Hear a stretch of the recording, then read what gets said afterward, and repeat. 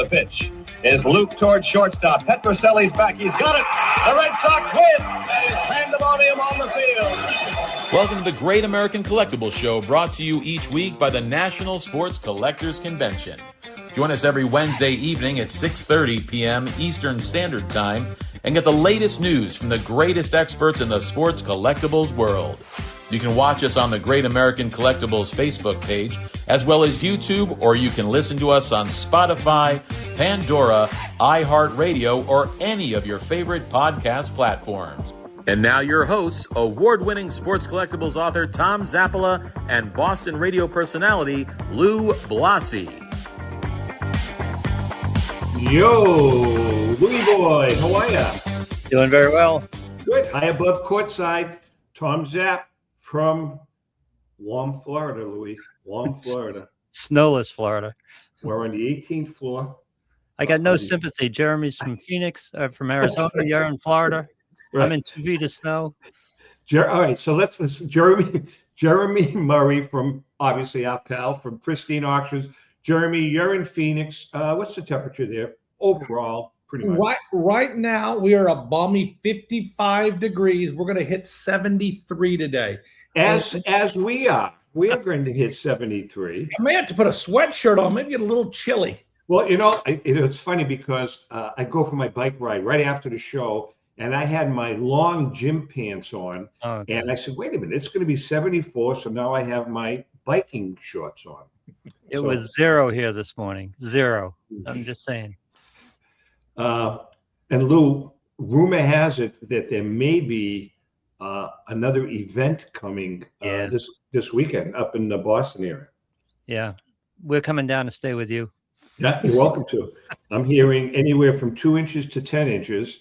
But that's nothing now for New Englanders. That's nothing. After this storm, no, that's a piece of cake. Right.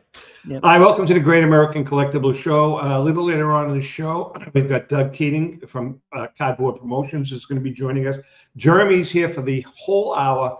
You know, Jeremy, we've been talking Pristine Auctions, and I want to talk about it. Lou and I want to get into it, and we're going to talk about other stuff too. Yeah. But Pristine Auctions, I call you guys an outlier in the auction world. You are definitely not your run-of-the-mill auction house. You're not Heritage. You're not Memory Lane. You're not Leland's. You're not Mile High Card Company. You guys really are a unique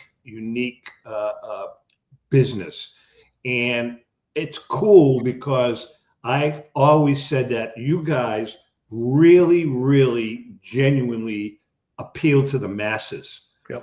With what you do, how you operate. So I want you to take us through the difference between the Pristine business model and everybody else. Number one, how many employees do you guys have? We have right now about 110 full-time employees. Okay, so you have 110 full-time employees. I'm not going to ask you what you do in sales, but your inventory must be astronomical. I mean, you guys have a warehouse that has inventory in it? Yeah, we have two warehouses full of inventory. It's Tom, it's something that when I came here for my first time 7-8 years ago. Were you with SGC?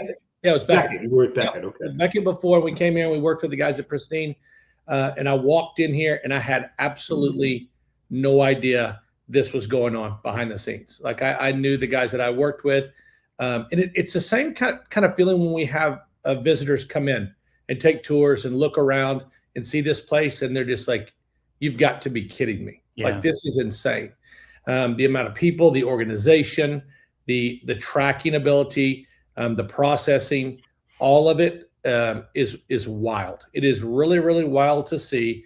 And it's amazing what Pristine has built itself over 16 years in business. Forget all the processing and all the operations part of it. It must be just a fascinating place to work because you never know what's coming through the doors. You never know what you're going to run into when you go to work each day. Yeah. It's got to be amazing. It is really cool what you see. And some of it you're like, okay, well, here's another pallet full of Jose Canseco jerseys. And that stuff's like, it's cool. Like it's good to see. And he signed it and did that stuff. But then you'll have people ship in rare items to unload, or drive in from all over the place to drop items off. And you're like, All right, so hold on, stop Yep. there. So you've got really several outlets for inventory to come in. Like you just mentioned, a pallet of Jose Canseco, whatever. Yep. So there are certain small businesses that you guys deal with Yep. that, right, that are kind of captive to you guys. And then you have the general public. Tom Zappala has a whatever, and he sends in one item, hey, sell this for me. Yep. And when I started working with Pristine, it was sort of known as a memorabilia place, where it's a place where you could get your signed stuff here. Good, either custom jerseys, unique jerseys, and things like that. But it was memorabilia, and it's changed a lot over the past 2.5 years, where the card business has grown. So a lot of unique items, some bigger items coming in that we met and have seen before. But at the heart of it, it is, like you said, it could be someone does a signing with Jose Canseco and sends a bunch of items in that way. Or you may have a Tom Zappala that says, hey, I've got a small collection of cards, or I picked up some autograph stuff. We had an amazing side note. We had an amazing item come in that'll be up at auction soon. And it was a small booklet filled with Hall of Fame autographs in there. Babe Ruth, Ty Cobb. And the guy had collected them. You could tell it was a homemade. It was cut out, clipped in there, pictures of the players, and signed. And so the guys at Beckett were here doing authentication, and they loved it. And they went through there, and most of them were good signatures. They took those out. They got them slabbed up. They got some of the Babe Ruth stuff framed up, and then some of the pieces didn't pass authentication. So that's the weird type stuff that you see mixed in with a palette of Jose Canseco stuff. It's just a wide variety of stuff that, like you said, Lou, you never know what you're going to see when you're walking into the warehouse or when you look at an auction. Okay, so in the Go context ahead, of Louis. Tom's project with Ellen and Joe Orlando about the fines and things like that, tell me the background of that autograph book. Was it? Are we getting it from the original guy who possessed it? Is it just out of the woodwork, basically? It sounds like it was the original person that owned it. It was a current consignor that met up with these folks, or were helping them with their estate. So it sounds like it was a referral for the original owners of this book that lived here somewhat locally and brought the piece in. And they had already. It's weird because you see some of these items that come in framed, and they're beautifully framed, and they're not authenticated, and you're like, oh no, this isn't going to go well. Like somebody got this framed up where it looks beautiful to deceive somebody. And this one was not one of those. All of the pieces were original. And they'd taken them out of the book and gotten them framed up, the big pieces. And it's one that'll be an auction soon. We're working with the consignor now to see how they want to sell it, but it'll be absolutely a focal point of probably our elite auction that's coming up. Now, Jeremy, okay, I was going to ask you this. So that would go into the elite auction. Do you guys have a reserve price on every item? The only auction that we have reserves on is our classic auction. So if you go to our website and you take a look at the classic, it's an auction that has 55,000 items in there. It's a massive, massive auction. And every one of those items start at a $50 bid, and they have. Hold on, Lou, did you hear that? 55,000. Yeah, 55,000. Guys, I'll be honest with you. I'm looking now. I said 55,000. It's 53,534 as of today. I want to be exactly correct. Okay. And what's great about that auction? It's a place where customers can feel comfortable if they want to have sort of a safety net underneath their item. There's some huge items in there, and I understand the reason why. We prefer the non-reserve auction. We want to move the items. We want to get buyers seeing the pieces and knowing that they're not fighting against a reserve. To each their own. Like, they're both great. Well, you know something? I've looked at I've paid close attention to your auctions, and I'm going to ask you a very pointed question. Yeah. Some of like your 10-minute auctions. I mean, you guys must lose money on some items. It's a great question. And I tell consignors, like, hey, listen, don't look at one auction. There's a chance you lose on that. Look at the whole. So if you send in 100 items, you say, man, you know what? I want $5,000 for the lot. If you lose on the first one, hopefully you make up it on the second one. And I tell people this. I say, guys, we want to sell the pieces for as much as possible. We don't want everything to undersell because, number one, you're upset. Number two, we make more money if the item sells for more. So that's our plan.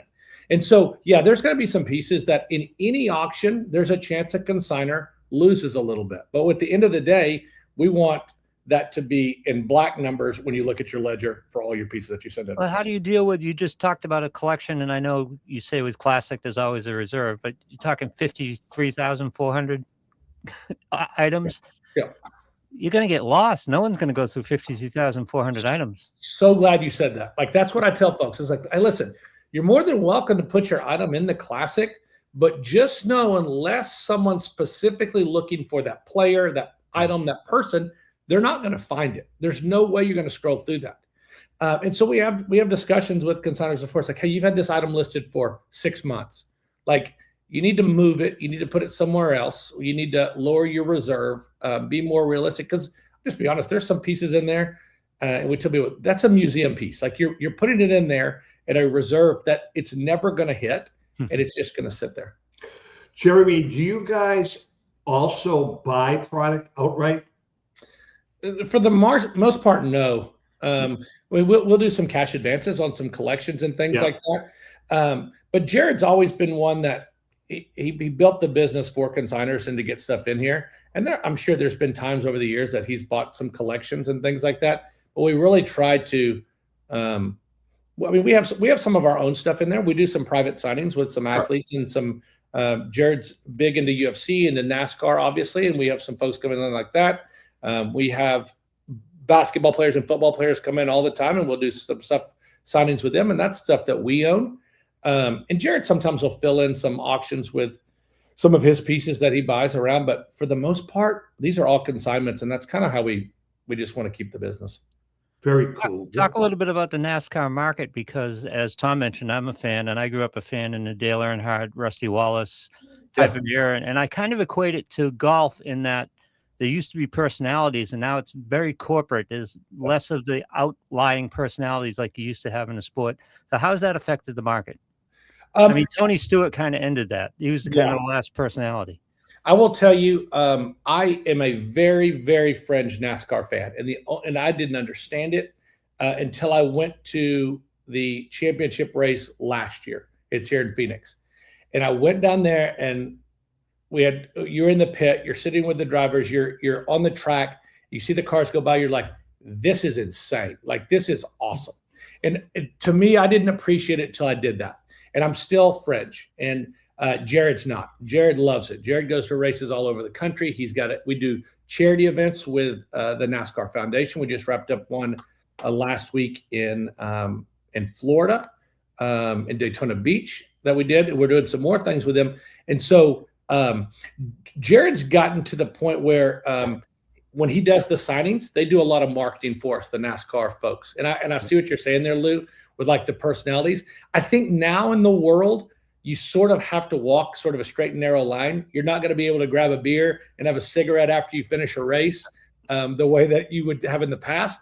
You've got to, with all the sponsorships, you've got to kind of have a cleaned and polished look that may not have been there back in the day. But it's cool to see these guys come in here. We've had guys come in with their kids and do. Oh, they're great guys. They did great guys. In all the races I've covered, they'll just talk to you. It got them backstage with Rusty Wallace at Loudon up here in New Hampshire. And wait a minute, who was the other guy that I grew up with? AJ Foyt, was that his name? Well, that's going back a ways. Is he dead? When we went to the race last year, my son knew less about racing than I did, and he grabbed a photo and ran up, and the racers came and signed, and he was absolutely thrilled. They were so nice to him. They're in it for the fans. And you mentioned golf, and that's an interesting comparison. Golf fans and collectors are so passionate, and they're so protective about their items. And NASCAR is the same way. Like it is. But the modern guys, like, or are you talking to the Trevinos and again, back in the personality era? And again, I think golfers have to be real careful about their personalities and things like that as well. And it's a shame because you go back and you look at some of that, the old footage, I'll say old footage from the 80s and 90s, and it's wild. And I still think that's why, like with golf, I think that's why the John Daly's still have a cult following, because he doesn't give a rip. He's Right. out there smoking cigarettes and drinking as many of his drinks as he possibly can on the course, and he's just himself. He's And I doing think commercials. He's doing some really funny commercials. When you get now. invited, Jeremy, to the Daytona 500, go. Okay. It's a bucket list event, whether you're into NASCAR or not. It's like the Kentucky Derby, and it's one of those events you got to go see. Go I ahead. gave my friend such a hard time that was a huge NASCAR fan as we grew up through college together. I was like, this is ridiculous. It's why don't you just not fill up with gas and just use better tires and all this stuff? And you get out there and you watch, you're like, dude, I had no idea it was this intense and this awesome. It's a lot like baseball. Baseball looks boring and nothing's going on, but there's something going on every pitch. There's something going on every lap in NASCAR too. It's just like that. Just the power of those cars launching around the track, it puts you in awe. So I am, again, such an outlier. Jared is a massive, massive fan. He loves it. He loves to help the NASCAR with their charity. He likes to have drivers in. He is really good friends with Christopher Bell, and when there's races, he'll come in early and they'll go to Suns games and things like that. They're buddies. So it's cool. It's cool. And it's also cool. Like the first time we drove to the track here in Phoenix, you drive in there and there's pristine stuff all over the walls. I was like, nice. Man, this is pretty cool. Let's talk about Jared for a sec before we take a break, Jeremy. He's at the helm. How hands-on is Jared in the building with the business, or does he sit up in the ivory tower? Oh man, this question may get me in trouble. Jared is full hands-on. I don't think he sleeps. I think that he's constantly thinking and working. And as an entrepreneur that has started this business and built it up the way that it is, it's his passion. And I don't know if I've mentioned it here before, but when I came on board here 2 or so years ago, I said, hey, what is your long-term plan? Like I've been through acquisitions and mergers and things like that. It's like, what's the long-term plan with Pristine? He goes, his exact words like, I'm not going to sell it. He's like, I love it. Like, what would I do if I didn't have this? So he is hands-on all the time. He is constantly thinking. We don't know if it's better when he's in the building or on vacation, which we get the most feedback from Jared. If we give him time to think, that's a scary and good thing. We've often joked we'd like him to get to a place where his internet isn't working, so he can't reach anybody. But it's also awesome to have somebody that is an entrepreneur spirit like that loves the industry, loves the hobby, is the highest integrity person that I've ever worked with in this industry. He is sometimes too buyer friendly and too much on that side where it's tough to say, hey, Jared, like, wait a second, like let's think this through just a tad bit, because he really wants everybody that's involved with our auction, a buyer, to get what they want, to get a good price for it. And if you watch him on our live shows, when he sits there and how he talks and how he interacts with people, that's how he is. I've seen that many, many times, and obviously we've sat down a lot, especially at the National with Jared. He is. I mean, you see what you get. I mean, you get what you see. Yeah. We are chatting with Jeremy Murray from Pristine. Hey, Lou, quick question. Yes. Did I tell you that we're going to do a CJ moment today? Is that okay? It's fine. I'm ready to go. I didn't know, because I know we didn't do one last week. When we come back after our Crackerjack moment, Pristine, they don't just sell cards. They don't just sell sports stuff. They sell everything you can possibly imagine. And when we come back, we're going to talk about some of those other categories that just are amazing. Hang in there, and we shall be right back.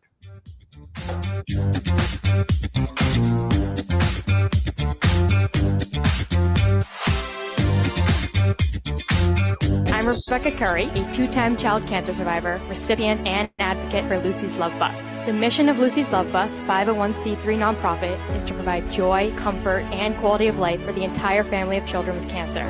Since 2006, they have delivered love and comfort to over 3,000 children with cancer and their family members across New England. The dream of Lucy Grogan, an 11-year-old cancer patient, was to help kids with cancer who are suffering right now, before there is a cure, by offering free, integrative therapies like art, music, horseback riding, and many other activities. Unfortunately, Lucy passed away, but her dream lives on, and today Lucy's Love Bus is thriving.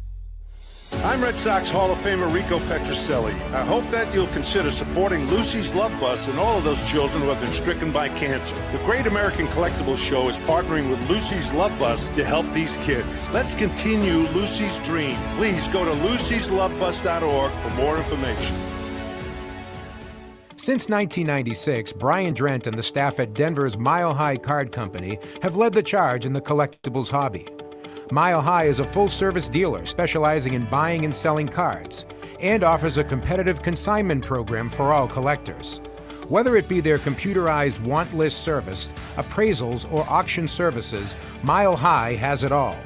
If you've been searching for a company with a selection of high-grade vintage 1888 to 1970 baseball cards and memorabilia that shares your passion, aim high, Mile High. Go to milehighcardco.com or call 303-840-2784 for more information. This is Brian Drent, president of Mile High Card Company.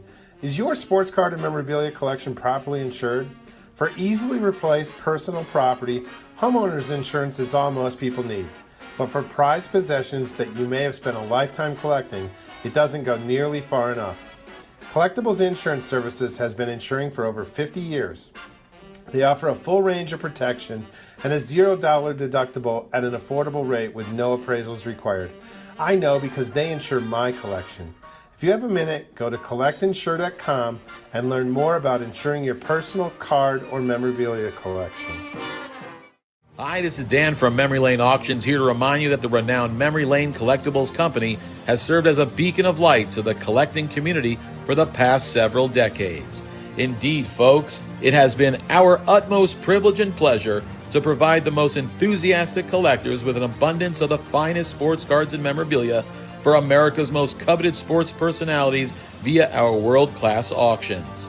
Whether you choose either a private sale transaction or the auction route, Memory Lane cordially invites you to reach out to us to maximize the value of your prized possessions.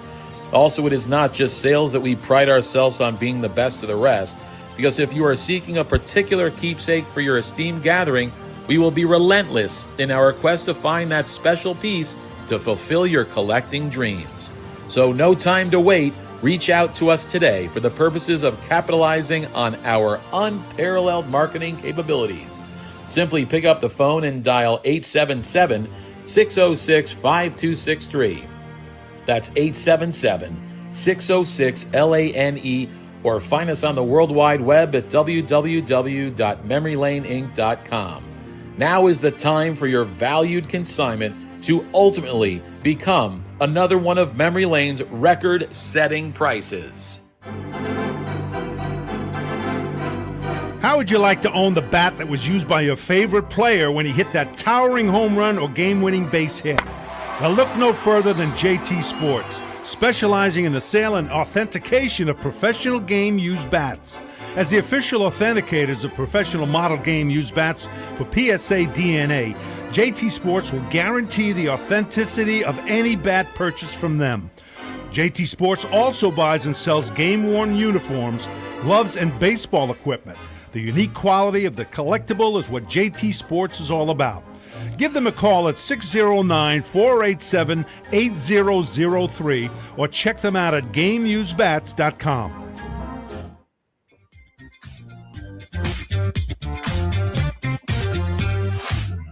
Okay, we are back, and Jeremy Murray from Pristine Auctions is in the house, and a little later on, hopefully, Doug Keating from Cardboard Promotions is going to join us. But right now, I repeat, right now it's time for another Crackerjack moment, brought to you by our good friend Paul Borges and the staff at PB Collectibles. Go to pbcollectibles.com for that special vintage card at an amazing price.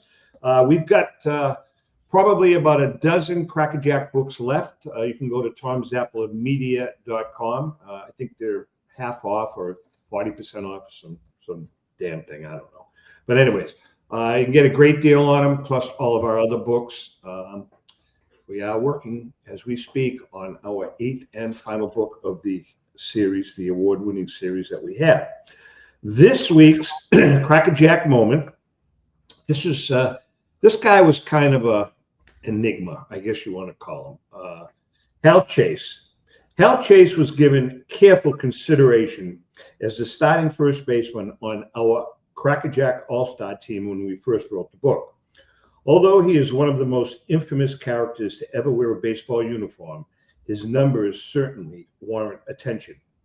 One of the first stars of baseball, Chase batted over 306 times and won the National League batting crown in 1916 with his .339 average. A truly gifted player, Chase was a whiz defensively, pioneering some of the first base techniques that are still used today. He perfected the art of playing off the bag and charging weakly hit balls. He also spent hours working on barehanding and perfecting his sweep motion in order to tag runners out. Offensively, Prince Hal was a very good hitter whose best year was in the Federal League when he batted .347 playing for Buffalo.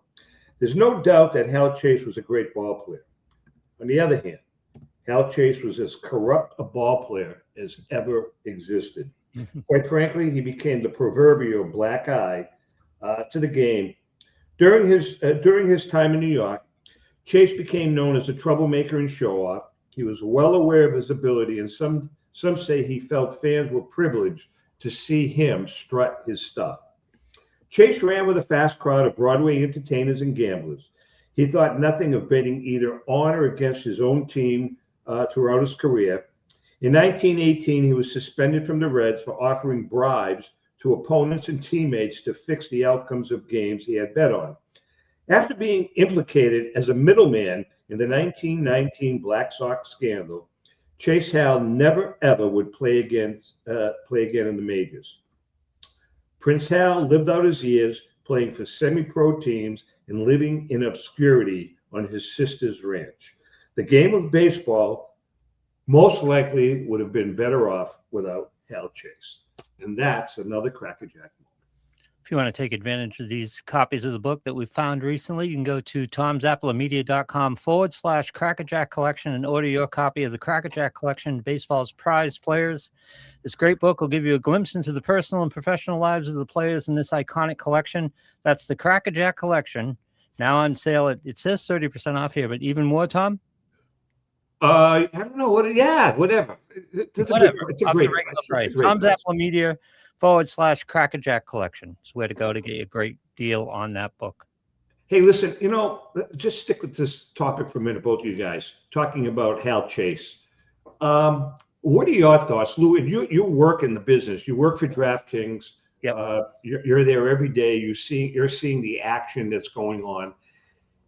Is this whole thing going to explode with players betting on their own teams or against their own teams? I mean, we're starting to see little dribbles of this and dribbles of that. Is this thing going to explode at some point in time? Lou, I want to get your opinion first. I don't know if it's going to explode. We've already heard pressure from the leagues in all sports, talking to DraftKings, and DraftKings themselves and all the books are working on how viable prop bets are at that point in this whole thing. And that's going to be the thing.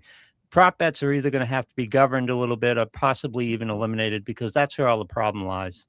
And with prop bets, everyone's aware of the problem, and everyone's aware there has to be an adjustment made here. How severe that adjustment's going to be, I don't know yet, but it's a topic of conversation. I mean, it already happened with the NBA. We've watched some of the markets. The NBA has calmed down some of the player props and multi-leg parlays and things like that with player props. So there's going to be adjustments made. I don't know if there'll be a real explosion, but I think there's going to be a series of adjustments as the books are going to feel more vulnerable to player prop manipulation by the players. Jeremy, what are your thoughts? Yeah, I think you're right on there. I think I would bet when they pull back a little bit more, they're going to find more things that have happened in the past. It's just wild to me where you can have these player props, somebody that is a bench player, and you have a huge bet come in that they're going to do something. It's like, I mean, how more obvious can you be that there's something wrong there? Right.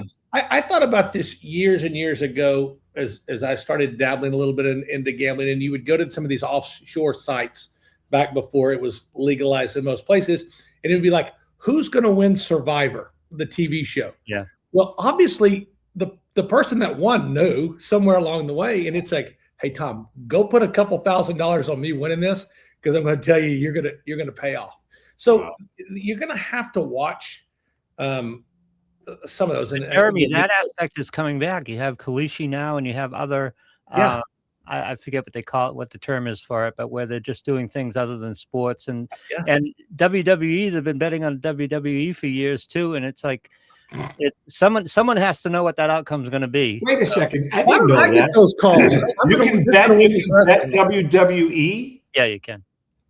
In some of the bigger events, you can bet WWE. And we all know it's scripted. I don't like the word fixed. It's scripted, but somebody knows how that's going to turn out. I would like to get a call from somebody that's got a really good inside tip on some a WWE fight. I've yet to get those. That would be very, very cool. Somebody knows. Just a matter of whether it gets out, right? Crazy. Yeah, Listen, I want to talk about, Jeremy, I want to switch gears for a minute on inventory. Yeah. First of all, what is your title? What do you do for Pristine? Yeah, I'm the chief operating officer here. So I'm in charge of overall general operations. I lead the sales team. We have a marketing director, but in charge of the marketing team. So any sort of the business side of the company sort of rolls through me at some point or another. And we talked about it a little bit before. Jared's involved in his hands in a lot of other things. So and that's just kind of how it is. But that's my title. That's my level of expertise and why I came on board. So do you have, for instance, do you have a purchasing department? We do have a purchasing department. Handles all of our when we do our signings and things like that they'll handle all of those events. All right, so let's switch to jewelry, for instance. Okay, now that's a commodity that you guys have, and I think you sell quite a bit of it. How does that? Do you oversee that part of the operation also? Yeah, anything that comes in there on consignments and the consignment services, I have my eyes on that. Jewelry is an interesting one because before I got here, they had jewelry mixed into all their other auctions, and they stopped doing that for a little bit. And then we had some really, really good consigners that we trusted and we knew that said, hey, I've got really, really good pieces here. I'd like to be involved. So we've actually expanded and have a weekly jewelry auction now that are just for those guys. It's one you have to be careful with, and you have to work with trusted folks there, because we guarantee anything that we sell. Authenticity is a key thing, and it's again, I talked about Jared's integrity. If there's any question of that, then he's one to say, we're not working with that consignor again, refunding the customer type stuff. And so we have to be very protective of what we allow in. So do you guys have, you sell like legit high-end jewelry as well as costume jewelry? It is all legit jewelry. No costume jewelry in here. Really? The jewelry auction we have here are all certified gems and jewels there with appraisals and everything that come with those. Oh, wow. So it comes with, it's the same thing where if we have an autographed Jordan basketball, we have one of the big authentication companies authenticate that. We also have GOAT authentication that does our Tom Brady and stuff to add their authentication on there. We want to make sure that people, when they buy stuff, they're getting what they. So Louis, Tom has a specific authentication company. Yeah, he owns authentication company. Yeah, Which he was one? at the Philly Brady? show. Yeah, he was at the Philly show. So Louis, wait a second. Your engagement ring. There you go. That's where you can get it. That's how I can get it. Yeah, get it. I can call Jared up. I can call Jeremy up. Can give Lou a deal. Fair enough. Is there any memorabilia crossover there, Jeremy, where Marilyn Monroe owned this ring or owned this necklace or that type of thing? If there is, and there is some provenance behind where it came from, we're happy to sell it that way. There you go, Lou. All right. Hey, let's switch gears again. Let's talk musical instruments. You guys sell some really cool guitars. Lou's a guitarist. Tell us about that part of the business. Yeah, kind of in our pop culture side of the business, we have a lot of musical items that are in here. Guitars, obviously, you mentioned that. The pick guards, a lot of the guys will get the pick guard side and put it on the guitar display, get custom guitars in there. There are times that we have musicians come through here. Alice Cooper is a is a fan favorite and a friend of Jared that'll come through and do autographs for us. But yeah, there's in the music industry and any pop culture side of the business, there are autograph chasers out there. And if you can grab autograph stuff from musicians, it's huge. People, and I think I may have mentioned here before, people ask if we have Taylor Swift in here signing. We have so much Taylor Swift signs. I was going to say that you guys have quite a bit of Taylor. Now, let's talk about that. Does that come from one consigner? All sorts of folks that have it. What happened, and I think this kind of started during the pandemic, artists were signing CDs and sending them out to buyers. And so they would do it. And I think it started, Taylor Swift might have been the first one that sort of did this. Say, hey, pre-order my CD now, and it'll be signed when it comes there. And a lot of people got involved with that. You'd pay $50, $100 and whatever and get Taylor Swift signed autographs on that. That's kind of how it started. But yeah, all these items come from multiple consigners that send. A lot of the stuff is the same stuff, but there's some unique stuff that are in there as well. This question occurred to me during 7th game of the World Series, the Mel Rojas homer at this point, and who has control of that ball and where the value is. But it expanded my mind because Shohei Ohtani could be sitting in a room just signing stuff left and right if he wanted to. Yep. Has the trend gone towards artists and ball players controlling their own autographs and their own supply chain? Taylor Swift could put a dress out from the Eras tour and probably make a pretty good buck off it. Correct. It's an interesting question because a lot of the athletes now may or may not have contracts with some bigger players in the industry. Fanatics being one of them, where they'll say, hey, we can only sign for Fanatics. I'm a Fanatics guy. That's who I can sign for. But there are some folks that don't want to have that, and they will go to and do signings and individual signings and work with whoever they want to. But Lou, I think that's what you said there is it sort of goes back to what you talk about gambling. Like if you needed money, Taylor Swift could take one of those outfits that she wore in a concert and sell it to a Leaf or a Fanatics or something like that and cut it up and make cards or sell it individually. And live pretty well on that. And then, they do both too, Jeremy. For instance, could be whoever the athlete or entertainer is, they could have an exclusive with Fanatics and sign only for Fanatics, but Fanatics can have a position at the National, for instance, and that individual is signing at the National, but working for Fanatics. Sure. I mean, that happens quite a bit. TriStar does that. TriStar has their own show. Right, exactly. Jeff Rosenberg does that. And they provide the athletes and for the National. And so, yeah, it's interesting with like Fanatics Fest coming up in July, where they'll have their massive group of athletes that are all set up there. And I think they're somewhat protective of those guys, and I think they probably pay them very handsomely to be more protective. So they may not loan them out as easily, but we'll see. Jeremy, what about fine art? Now, I mean, listen, you handled jewelry, sports, entertainment. Do you, Jeremy Murray, have to become a semi-expert in all of this stuff? Yeah. Let's talk about fine art. I mean, Christ, you sell fine art. Thank goodness I do not have to become an expert in that. It's a slippery slope there because we've had people say, hey, that's not art. And it's a thing to say, okay, what do you consider art? If I scribble on a piece of paper and I said, look at that masterpiece, I consider it art, others don't. And so it's tricky there to say what is art and what's not. But what we do is we have authentication of this. We need to work with artists that say, hey, this piece was done by Jeremy Murray. It is authentic.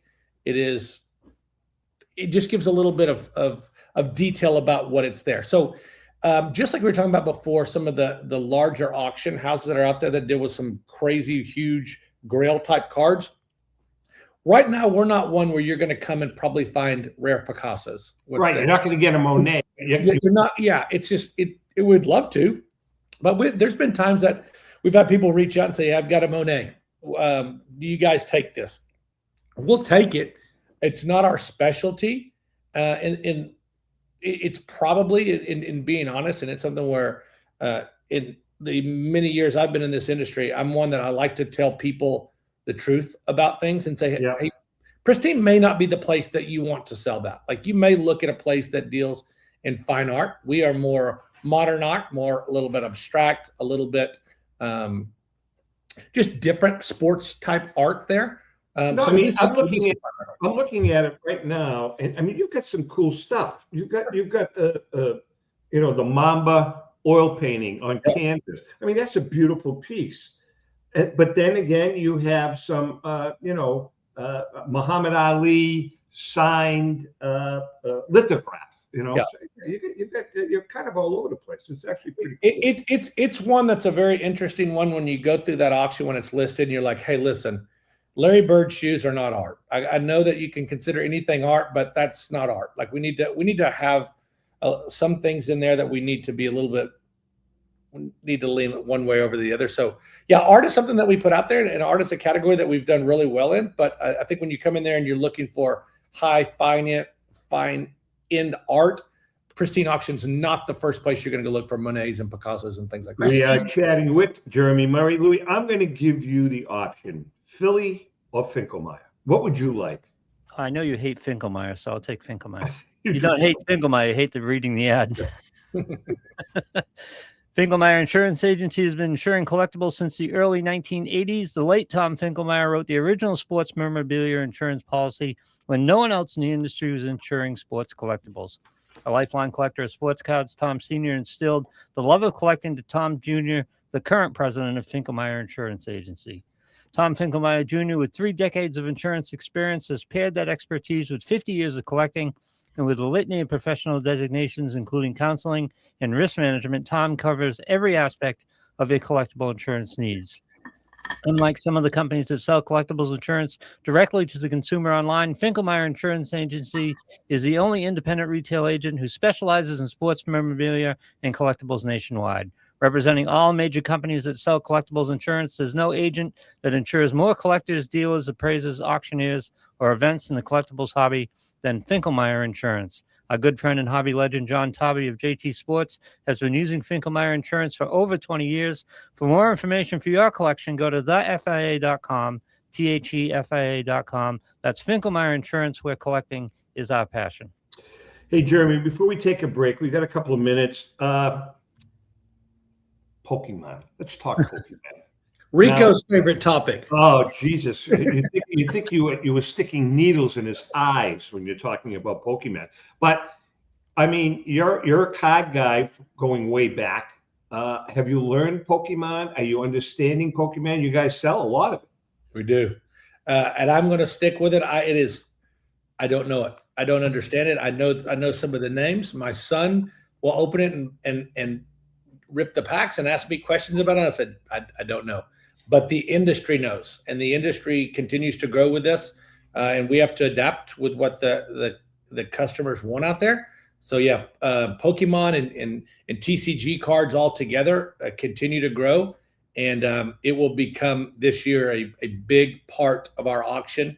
We actually have a featured auction coming up in the next couple of weeks that coincides with a new show in Toronto that's run by the Sports Card Expo guys up there. They're putting on a TCG heavy card show, and you look around the shows these days, and Philly's a perfect example. The guys there have a special TCG area that is for the show. There is no way back in my first days of going to Fort Washington show in Philly there that I would think this would ever be a player at all, and it is. And the guys at West Coast show are having a separate show for that, and the front row shows are heavy with Pokemon. And I would be surprised at the National this year. There is not a bigger Pokemon presence than even. I think I was talking to Joe Drellick about that, and I believe, unless I dreamt it, I think they're going to have an entire floor dedicated to Pokemon. It didn't surprise me. On that second floor of the Rosemont, they could have made last year much bigger. I think that's where they're going to do it. I think it's going to be on that second floor. Right. So based on the last 2 questions, let me ask this, Jeremy. It feels like, and correct me if I'm wrong, it feels like the investment aspect of the hobby is growing and growing. So you're bringing more people who are investing in collecting as opposed to collecting for nostalgia, collecting for the love of collecting. And you guys form a perfect crossroad for all these different types of auctionable items. Are you seeing a lot of crossover? Are vintage baseball guys, maybe not to Pokemon, but going to art or going to pop memorabilia and things like that? Is there a lot more crossover? Yeah, there is crossover on that. What I love about Pristine is we also allow those that are in there for investments to get in there. There's some pieces there. If there's some folks that are on the lower end level, they can get some good pieces in there that they want to. We don't expect everybody to be able to have $100,000 to come in here and buy some one of one, this or that. But we also have people, and we're seeing it a lot on our live auction platform that continues to grow, where people, when we say, hey, we're having vintage cards, the room fills up with vintage collectors. And you'll see those same folks in our modern auctions doing some of the investments. So you can always go there and say, hey, I like to dabble in the safe commodity. I love that Mickey Mantle, Babe Ruth stuff that is never going to go down in value. But now I can also dabble in all these rookies as well. So I've got some risk and some safety where I want to dabble in that. So yeah, there's definitely crossover in collectors and what they're doing. We are chatting with Jeromy Murray from Pristine Auctions. Man, this is good stuff, cool stuff. You're really giving us a real clear picture of what Pristine is all about. And we have a couple more things to talk about. We're going to take a quick break. Not sure if Doug Keating is going to be joining. Have we seen Doug? Is he still MIA? Off and on. He actually had a camera for a little bit, but he's off right now. Okay. Hang in there. We'll be right back.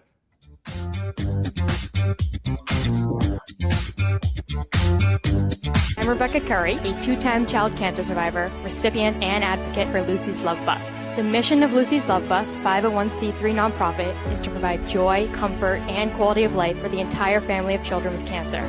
Since 2006, they have delivered love and comfort to over 3,000 children with cancer and their family members across New England. The dream of Lucy Grogan, an 11-year-old cancer patient, was to help kids with cancer who are suffering right now, before there is a cure, by offering free, integrative therapies like art, music, horseback riding, and many other activities. Unfortunately, Lucy passed away, but her dream lives on, and today Lucy's Love Bus is thriving.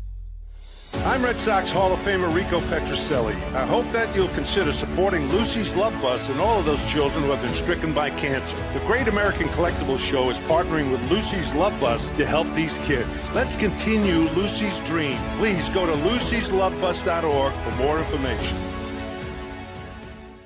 Pristine Auction is a family-owned and operated online auction specializing in autographed memorabilia, sports cards, coins, art, and collectibles.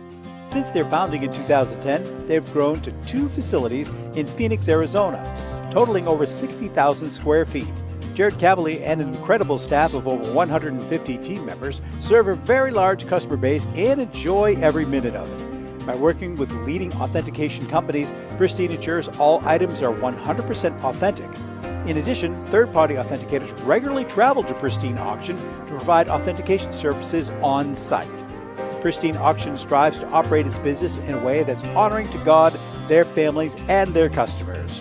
With a strong focus on speed, quality, and premier customer service, their mission is to be the leading online auction for every level of collector and fan. Pristine also works for Hope Sports and Identity Hoops International, traveling to Mexico to build houses for the less fortunate. Pristine Auction offers several online auction formats with thousands of auctions ending each day. For more information, go to pristineauction.com. That's Pristine Auction, the best in the business. If you are a discerning collector interested in owning the most important pieces in the hobby, look no further than Leland's Auctions. The original sports auction and appraisal house, Leland's was established in 1985 by legendary Pioneer founder Joshua Leland Evans. And today, President Mike Hefner carries on their tradition. From the Tom Brady card and memorabilia collection to the famed Boston Garden Auction to high-end card auctions from every major sport, Leland's has always maintained the highest standards. Go to Lelands.com and get your bid in. That's Leland's, the hobby's leading sports auction house for 4 decades. It's often been said that championships are won on the practice field, and world records come only to those willing to work harder than everybody else. Heritage Auctions is the world's largest collectibles auctioneer because we believe that becoming the best is only an invitation to the challenge of remaining the best. This requires the skills of the hobby's top experts, capable of identifying and maximizing value for our consigners. It requires the most visited website in the industry, courting a global audience of collectors over 1.5 million strong. It requires a dedicated press department that expands our global reach far beyond the entrenched hobby marketplace. It's hard work, but a simple premise. Present the finest collectibles to the largest population of potential buyers, and world records will come.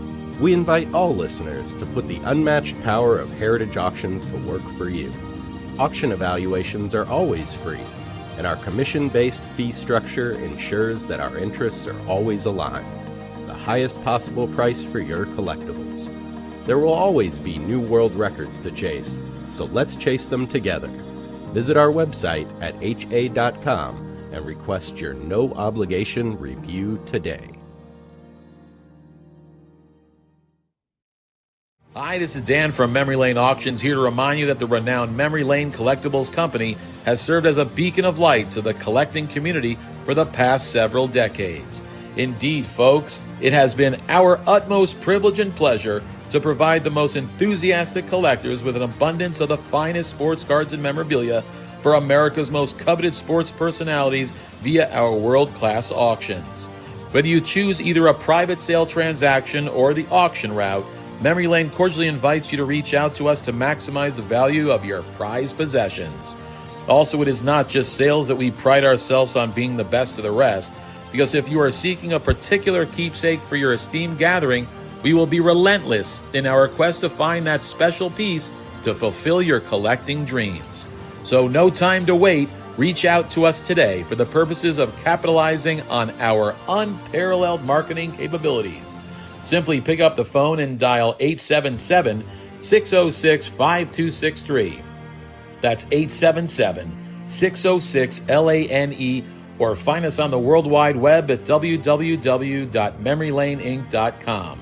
Now is the time for your valued consignment to ultimately become another one of Memory Lane's record-setting prices. Are you a collector looking for that rare trading card or autographed ball or photo? If so, then PB Collectibles in Newport is the place for you. PB Collectibles has graded cards, raw cards, complete sets, and wax boxes of the stars of the future, today, and from the past. We also offer a large selection of both vintage and modern cards. So whether you're looking to add to your collection or sell it, visit us at PB Collectibles, 269 Spring Street in Newport, located across from St. Mary's Church. We are your neighborhood card shop and much more. Hey, I'm Mike Petroselli. If your company is looking for the best in marketing and promotional items, you'll hit a home run with Petroselli Marketing. With over 8,000 suppliers and 650,000 imprint-ready items, we can get your company the visibility it needs to get your maximum exposure.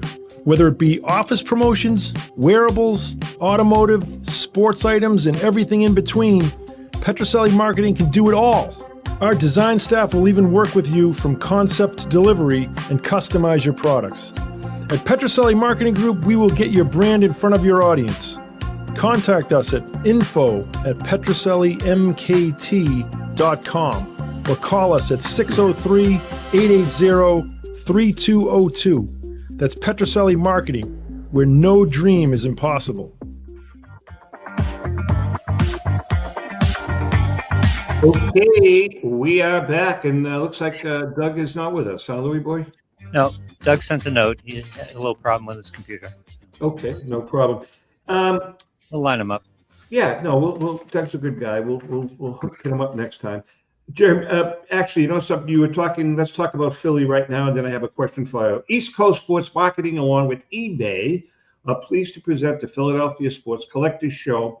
The Philly Show from Friday, March 6th to Sunday, March 8th, held at the Greater Philadelphia Expo Center, halls A, B, and at 100 Station Ave, Oaks, Pennsylvania.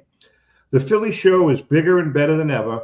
Shop over 1,000 tables from 300 of your favorite hobby dealers from across the country, displaying sports cards and collectibles from the 1800s to present day. Visit the Pokemon TCG section with over 100 tables. Major sports auction houses and third-party grading and authentication companies are on hand to assist your collecting needs. The Philly Show is family-friendly, and all kids 10 and under get in for free. Military, they get 50% off. Autograph guests to include 10-plus Baseball Hall of Famers, Mike Piazza, Chipper Jones, Ozzie Smith, Steve Carlton, some Hall of Fame football players like Ray Lewis, Earl Campbell, Jack Ham, Eagles legend Brian Dawkins, Randall Cunningham, and Vince Papale, and many more.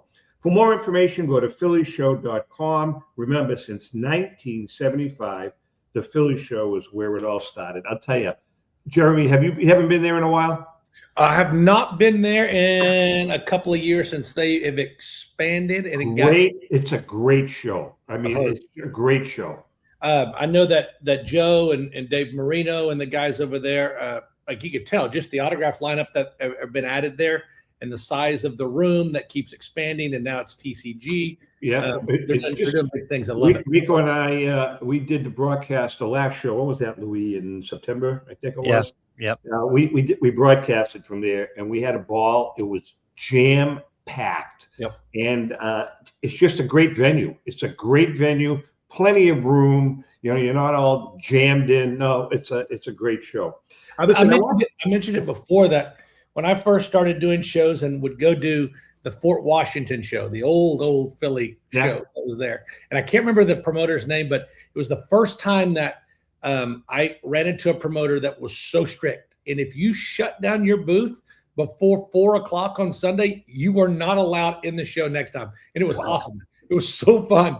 And now it's expanded to what it is now and grown. And I mean, I think it just shows the strength of the hobby and the new collectors that are in there. It's become, I mean, just talking about the National, for instance, the National, how do you describe it? It's become the event of events.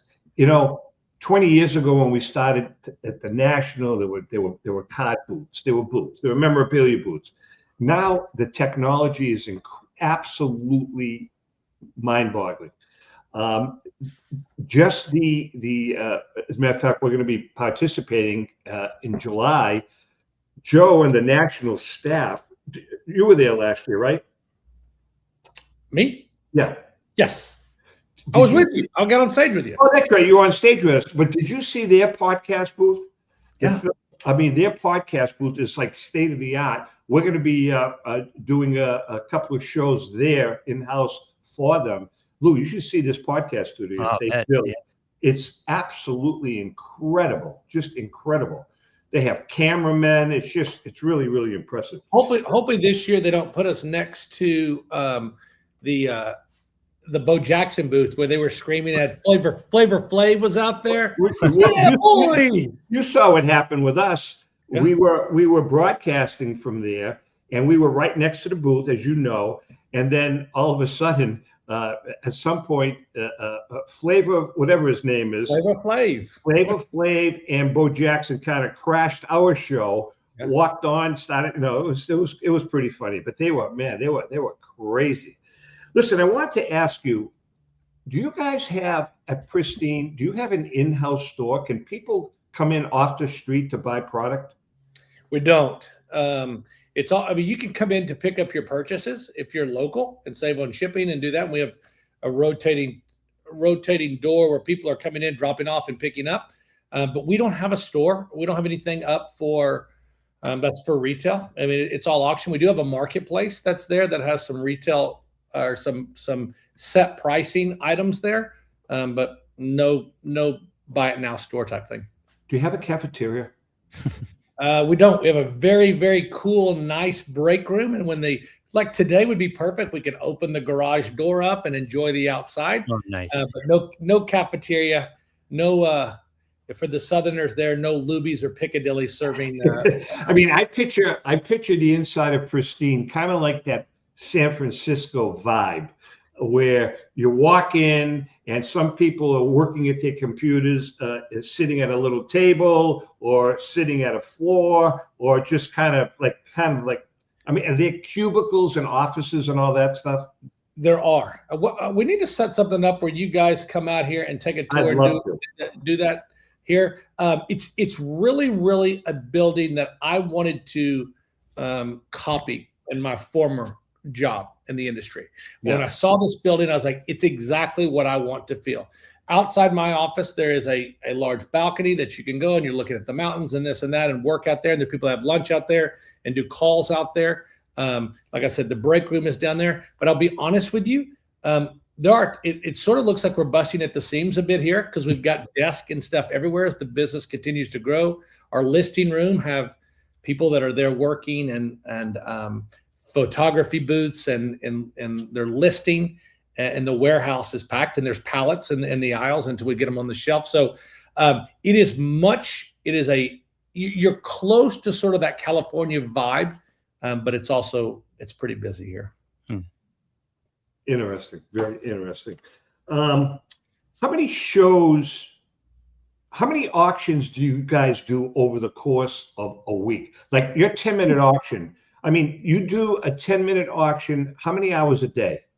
10-minute auction starts at 11 a.m. Mountain Time, our time, and it goes till 8 o'clock our time. We expanded that. Have you seen that? No, I haven't. So it's they have an auction. They have a 10-minute auction. Yeah. With no reserve. No reserve. Yeah. Starts at on. It's really crazy. And my dad, when I first started working here, and he came out to visit, and he sat in our backyard and watched the 10-minute auction all day. And he would come in and say, did you see what this just sold for? Did you see this? I was like, yes, I'm around it all the time. I see that. He's like, I can't believe it sold for this and this. It's great. I scratch my head. I got to be honest with you. I scratch my head sometimes. And I see like a really cool piece starting at $1 and whatever it sells for. I'm saying, how did that sell for that price? No. It's just mind-boggling. It's something where, and we've actually seen it more even with our live option now that is continues to grow, and it's the Whatnot eBay Live type aspect where they're selling cards constantly. It is now. We've expanded that from 11 a.m. until midnight, all day, and we've added a second stream in there that is all mem for a couple of hours a day, memorabilia, all sorts of stuff that are there, and it's the thing where I've talked to buyers and consigners that they have it in their ear all day and they're listening all day, or they have it in the background where they're listening. If something pops up, they jump on there. So it's a thing where I sort of mentioned it earlier where we're hitting collectors at whatever level they want to be at high-end stuff. Jared just wrapped up our Elite Live auction last night where he ran some crazy pieces at 15, 20, 30-second auctions. And then so the higher-end stuff there. But today you'll go in there and you'll get $5, $10 Bo Nix. You know something? I could really see where it could become addicting. To be honest with you, yeah. I mean, it's like unbelievable what you got. It really is. It's kind of like the auction equivalent of breaking, actually, because you never know what you're going to get at a particular price. You might get a bargain. And that's the thing where if you sit around and our hosts are so good at it, and the co-hosts are there, and if people are saying, "Hey, do you have any Drake May?" and they'll go and they'll dig through Drake May and they'll bring some Drake May to you. So it's sort of a customized auction where you can ask for stuff, and if we've got it, we'll pull it up there. And yes, you can absolutely get some deals. And so go ahead. I'm sorry. Yeah, go ahead. You'll go. No, I was going to say, so when you guys are at the National, do you take consignments there? I mean, what is the function of Heritage will take consignments. Memory Lane, do you guys take consignments at the National? Yeah, any show that we attend, we want to be there to take consignments, and we have discussions with our consigners before we even get to the show. We reach out and say, if you've got items to consign them here. Save on your shipping.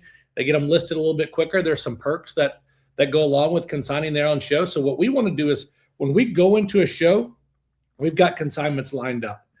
And I think still, I don't think that maybe the majority know that, hey, you can consign to Pristine. Like, we want that. We want to get your items up here. If it's cards, if it's memorabilia, if it's pop culture, if it's video games that we've got up and running right now in our pop culture auction, like, if we can sell it, we would love to help you out with that.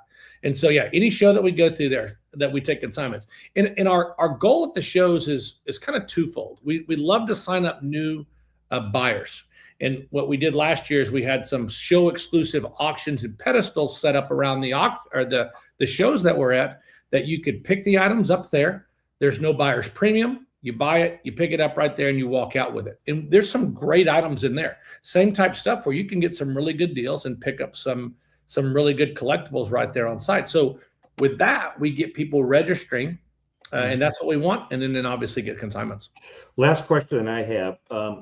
Tell us about that strictly PSA 10 section.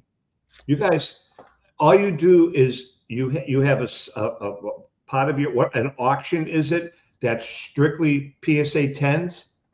The auction that just wrapped up, I think it wrapped up yesterday. It wasn't just PSA cards, it was any cards that were graded as a 10. 10. A lot of PSA Jim Mints in there, obviously, but CGC and Beckett were all mixed in there. So what's great about Pristine is the flexibility that we have, that we can spin up these auctions if we have the inventory for it. So what we were having is we had so many cards coming in, and that we weren't able to sell them quick enough, because we don't want to put 3,000 or 4,000 cards in one auction. They get lost. So we said, hey, here's what we do. Let's spin up a 10 auction. And so it's only 10s. And so people can come to Pristine and they can say, that's all I'm looking for. I want 10s. I can scroll through here and look at it. It's amazing.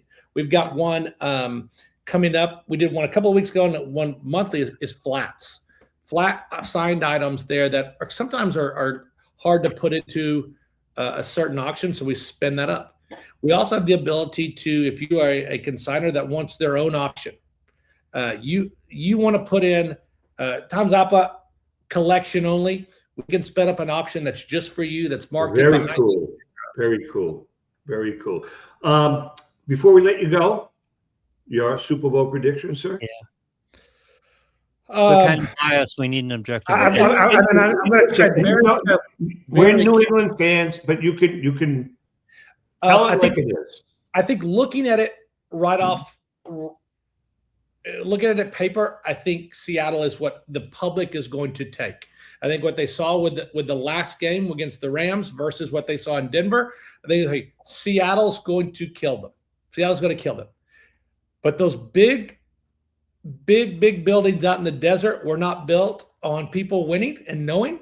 So if I was to bet the game, and I may bet the game, I'm going to let the public continue to hammer Seattle, and then I'm going to take the Patriots at the end. And it's not going to surprise me with Vrabel coming in there with some defensive master plan to shut that offense down.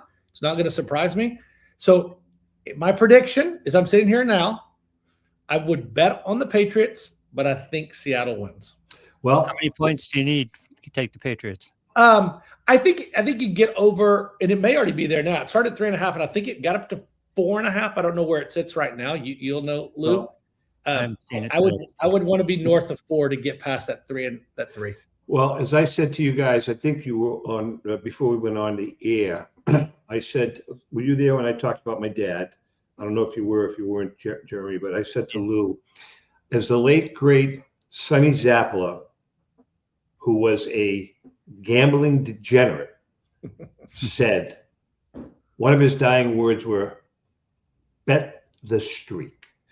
And the streak is they're 9-0 or 10-0 on the road, and Sam Darnold is 0-4 against the Patriots. Bet the streak. Yep. Fair enough. Fair enough. It's a thing where Sam Darnold has scared me all through the playoffs by saying, I don't trust Sam Darnold. I've watched him long enough that I don't trust Sam Darnold. To your point, though, Jeremy, that Seattle-Los Angeles game was kind of intimidating. And I think it's going to feed into the money going to Seattle a lot, because they both looked really good on offense. Agreed. And I think that when it first came out and they said, lines out, it's Seattle minus 3.5. You're like, well, Seattle all day. Like, look what we watched on the field today. They're going to just mop them. Yeah. And again, hey, it could be ugly, but you never know. You never know. Never know. With that being said, people can go to pristineauctions.com, correct? Pristineauction.com, yes, sir. That's the website. Great company. You guys, as I say, I always call you guys, you're the outlier in the hobby, but it's I'm paying you a compliment. I love it. I love being the outlier. With that being said, Jeremy, do me a favor, mention to Jared. I really would. It would be really nice if he could call me. He's very tough to get a hold of, as we all know. But if he could call me, I want to talk to him about what we talked about. And I think that's about it. Lou, do we have any final comments? Nope. Just had fun with Jeremy and looking forward to. We got one more week before the Super Bowl. One more show. Great. Yep. I love being on with you guys. It's always fun talking to you. Great. With that being said, we love you guys. Thank you for all the support and happy collecting.